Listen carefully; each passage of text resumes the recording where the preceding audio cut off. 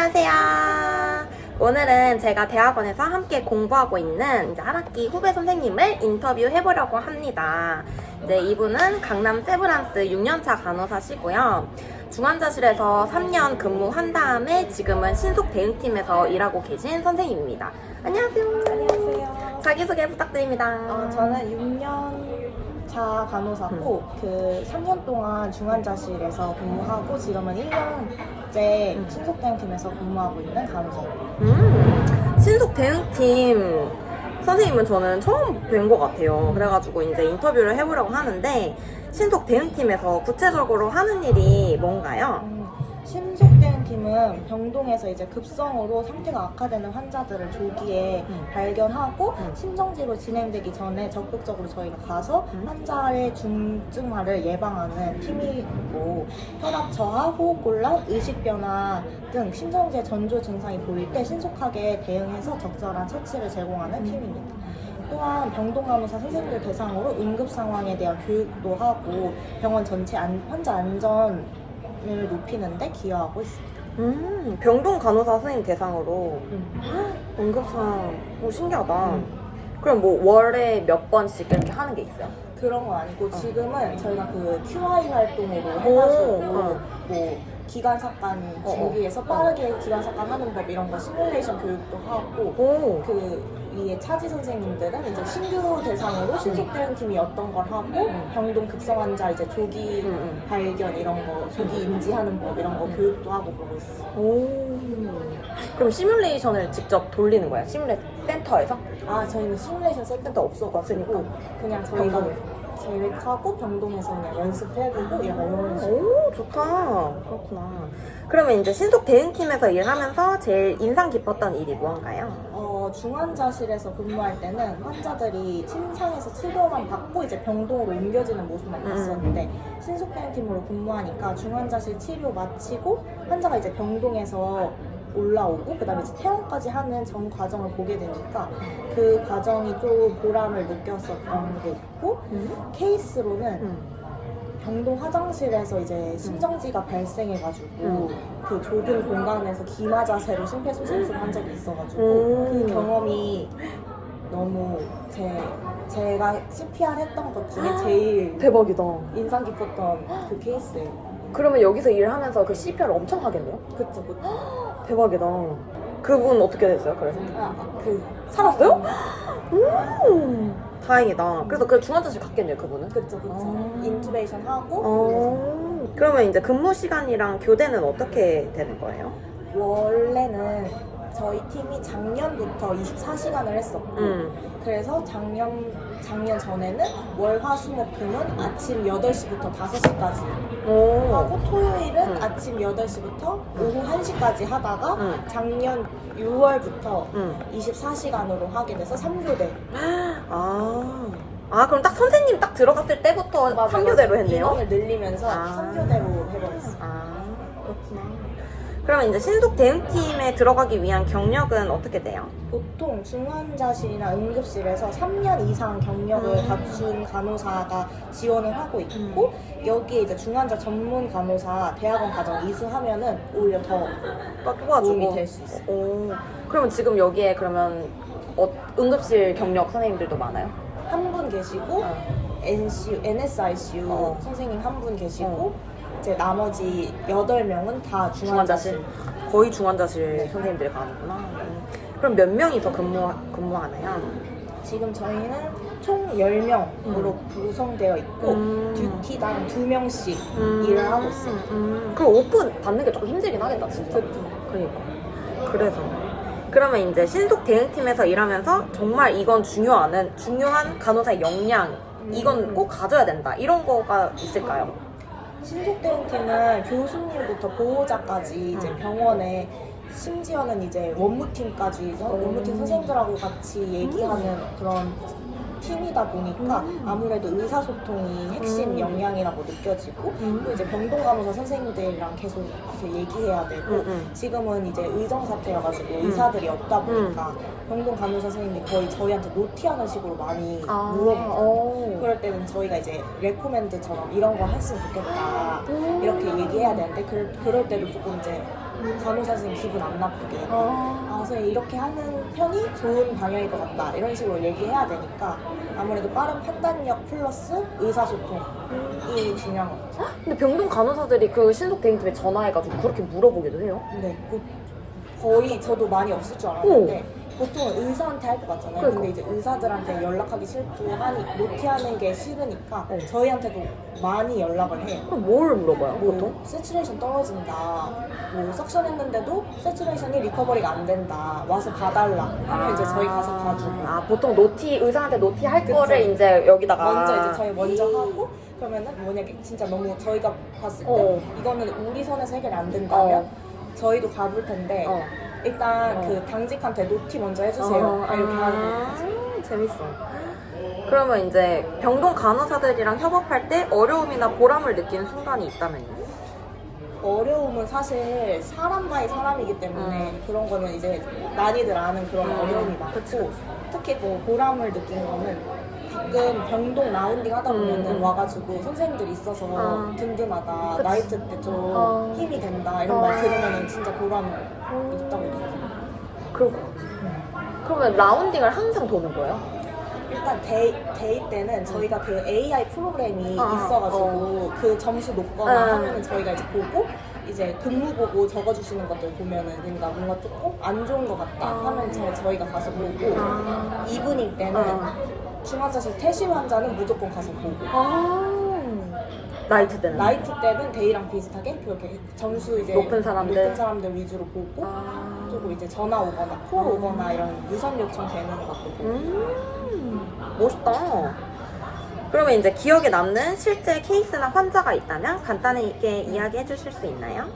그 아까 말했던 화장실에서 이제 CPR 했었던 것도 있고 환자가 세츄레이션 떨어진다고 가서 봤더니 휠체어에 앉아서 완전 이제 어레스 상황이었어요. 그래가지고 그 환자 또 침대로 옮기고 CPR 하고 막 그랬었던 경험도 있어요. 그래서 중환자실에서 일할 때는 그냥 무조건 디폴트 값이 침대에서 누워있지, 어레스가. 그치? 근데 신속병팀에서 일할 때는 언제 어디서 어레스가 날지 몰라. 그런 것도 좀 생각을 해야 돼요. 그러네. 무서워. 그러면 신속 대응팀의 팀워크나 분위기는 어떤 편이에요? 팀 인원이 좀 그냥 소수다 보니까 되게 막 그런 개인적인 얘기할 시간도 많고 해가지고 좀 괜찮은 것 같고 그리고 거의 이제 중환자실에서 함께 일했던 선배들이나 아니면 동기들이랑 같이 일하기 왔으니까. 때문에 그래도 괜찮고 있고 이제 저희도 이제 새로 작년에 5명 합류한 선생님들도 이제 손에 있고 이제 어레스 상황도 많이 이제 경험했기 때문에 지금은 손발이 좀 잘 맞는 거예요. 이제 위에 차지 선생님들이 저희한테 뭐 하고 있으면 저희는 뭐 다른 거 하고 있고요. 이런 식으로. 딱 분업화가 잘 되겠다. 그쵸. 너무 좋다. 근데 그러면 거기에 남자 선생님들도 있겠네요? 2명 있어요. 2명 계시고 10명 중에 그 8명 여자 선생님들이고. 그렇구나. 그러면 이분 이제 강남 세브란스를 다니기 때문에 이제 그 강남 세브란스에 대해서 들어볼게요. 연봉이랑 뭐 보너스 아니면 이제 신규 간호사 때랑 이제 5년차 때랑 연봉 비교를 해보자면 어떻게 되나요? 제가 그래서 거기 봐왔는데 제가 20년도 12월 입사자예요. 그래서 그때는 제가 보니까 총 180만 원 받았어요. 그래서 수습 때? 네. 근데 저희가 수습이 없고 그냥 정규직으로 뽑히거든요. 그래가지고 이때는 아마 그냥 교육까지 하면서 그래서 아마 180 정도 받았던 것 같고 그 다음 21년도 1월에는 260만 원이 돼요. 260? 네. 그 다음에 260이 되고 이제 제가 12월 입사자여서 저희가 급수가 있거든요. 5급, 4급, 3급 이렇게. 그래서 제가 5급 사무봉으로 입사를 해요. 이제 3월에 승급이거든요. 네. 그래서 뭐 5급 4호봉, 5급 5호봉 이런 식으로. 그러면서 이제 21년도 또 3월에 320만 원을 찍어요. 오케이. 그러니까 다른 병원 수습 기간이랑 좀 비슷하네. 그쵸. 첫 번째 월에는 180만 원, 그 다음에는 260, 그 다음에는 그냥 진짜 딱 수습 끝나고 월 본봉 받는 것처럼 320 정도. 7월에 저희가 음. 정근수당이라고 들어오거든요. 1월하고 7월에. 그래서 21년도 7월에 420만 원을 받아요. 정근수당까지 해가지고. 그 대신 본봉은 180만 원이거든요. 근데 거기에 뭐 플러스 해가지고. 네, 정근수당 받고 상여금 받고 맞아. 이제 나이트 하면 더 받죠. 아, 야간 수당까지 그치. 그러면서 이제 420만 원을 받았고 그러고 22년도 7월에 또 그러고 학예 휴가비도 주거든요. 60만 원씩. 그래서 이때는 450만 원을 받았어요. 그러면 궁금한 게 21년도 3월 달에 320을 받았으면 그 7월 사이에 계속 320을 받은 거죠? 그쵸. 아. 거의 그 320 아니면 뭐 나이트 많이 하면 400까지도 받고. 그냥 보통 이제 320에서 400 정도 벌고 보너스를 받으면 450, 뭐 420 그쵸. 이렇게 버는 거고. 그리고 제가 제일 많이 받았던 날을 봐왔거든요. 그게 22년도 12월인데 12월에는 그동안 제가 안 썼던 연차를 돈으로 바꿔주면서 500을 찍어서 500을 받았어요. 오, 좋다. 그치, 오프 수당 다 줘야지. 오프 수당 다 받고. 그러고 이제 지금 최근에는 제가 이제 학교 다니면서 나이트를 많이 안 하게 됐거든요. 거의 데이나 이브닝을 하고 그 중환자실은 인계수당이라고 받아요. 그래가지고 6시 저희가 만약에 뭐 데이면은 아침 6시부터 2시에 끝나는데 2시 반까지 해서 30분을 야간 수당을 주거든요. 근데 저희 신속당팀은 그걸 안 받아요. 야간 그 인계수당을. 그래가지고 지금 제가 최근에 받은 월급은 400만 원. 그래도 높다.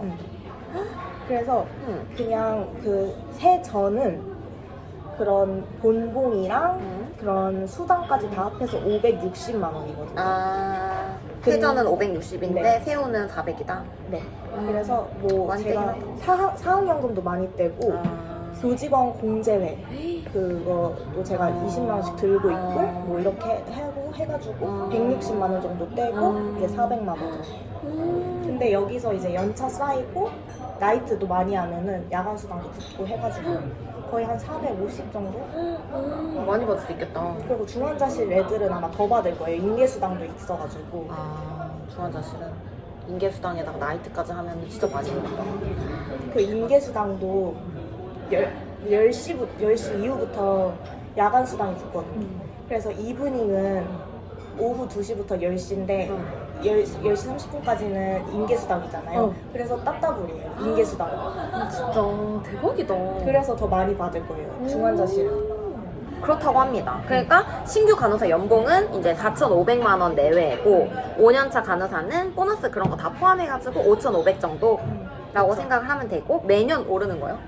그 호봉에 따라서? 호봉에 따라서도 오르고 그 노조에서 매년 연봉 협상을 해요. 그래가지고 그 이제 물가랑 해가지고 조금씩 오르긴 올라요. 더 오르게. 좋다. 너무 좋네. 역시 강남 세븐이다. 그러면 이제 대학원에 대해서 얘기할게요. 이제 대학원에 오게 된 계기가 어떻게 될까요? 저는 중환자실에서 이제 근무가 너무 익숙해지면서 너무 우물한 개구리인 것 같다고 저 스스로 생각을 했고 이제 제가 시뮬레이션 교육을 한번 받은 적이 있었거든요. 연세대학교 가가지고. 근데 그게 너무 좋아가지고 저도 뭔가 좀 이런 시뮬레이션 해보고 싶다 해서 찾아보는 와중에 이제 중앙대에 시뮬레이션 학과가 있어서 그렇게 해서 지원을 먼저 하게 됐었어요. 맞아요. 그러면 대학원과 병행하는 거는 힘들진 않나요?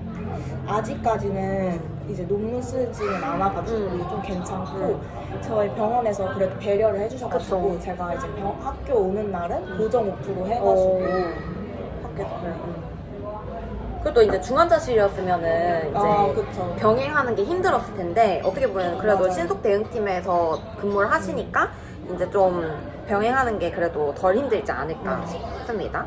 그러면 이제 앞으로의 계획은 어떻게 될까요?